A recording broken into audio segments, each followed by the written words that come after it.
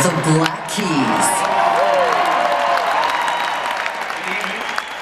I'm Black Keys. In researching for the speech, we learned a lot about Steve Miller that we didn't know before. Miller was born in Milwaukee. A lot of Millers come from Milwaukee, but only one of them wrote "Fly Like an Eagle" because cans of beer can't write songs. Steve Miller is a virtuoso guitar player. He's a visionary and a true musician who's always focused on the music. We're here today celebrating Mr. Steve Miller because he's one of the most iconic and lasting songwriters of a generation. If you've listened to the radio, you've listened to Steve Miller.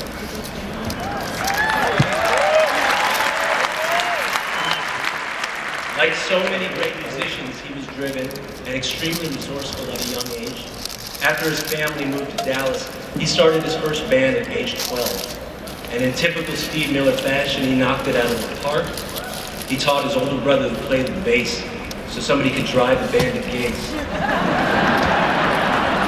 He sent letters to every fraternity, sorority, every school, country club, church, synagogue rock, very underrated. In a matter of weeks, this 12-year-old had the band booked out for months. After returning to Wisconsin for college, he decided that he actually wanted to learn something, so he dropped out and followed his gut instinct. He wanted to play electric blues. That meant he needed to go to Chicago. His mother, she supported his decision. His father thought he was insane. Maybe he was, maybe he wasn't. Either way, he left for Chicago. There were few places more inspiring for a blues freak than Chicago in the 50s and 60s. It's where the countrified boogie of Mississippi and Memphis met the mean streets of a proper big-time metropolis. Clubs were packed and the music played all night long.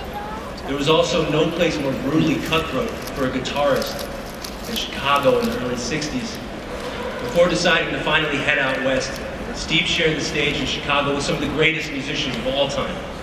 Muddy Waters and Howlin' Wolf, just to name a few.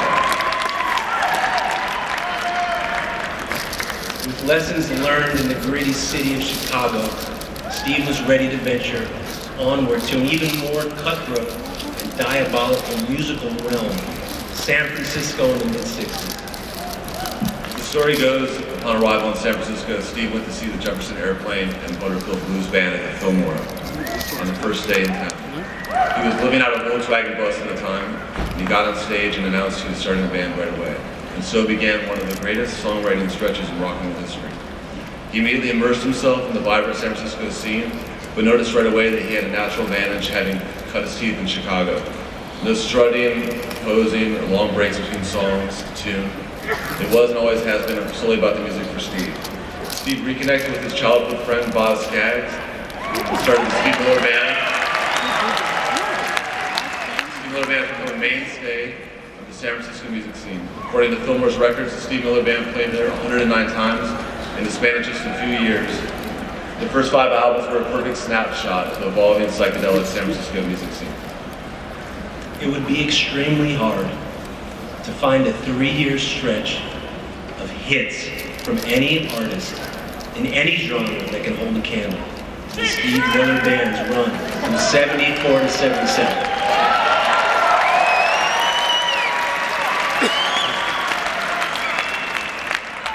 A 3-year stretch so prolific that it demanded its own greatest hits that very next year. One that has sold a staggering 13 million copies. More than classic albums like Abbey Road, etc., etc. That's just 3 out of a 50-plus year career. The Joker, Fly Like an Eagle, Rockin' Me, Take the Money and Run. These are pop classics that have stood the test of time. In the few minutes it's taken Pat and I to reacquaint you with Steve's Wikipedia page, there is a good chance every one of these songs has been played on a radio station somewhere around the globe.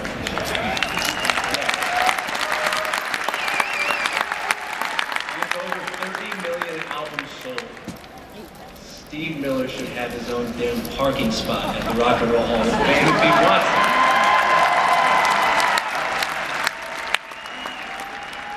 We're just here to give the man what he wants.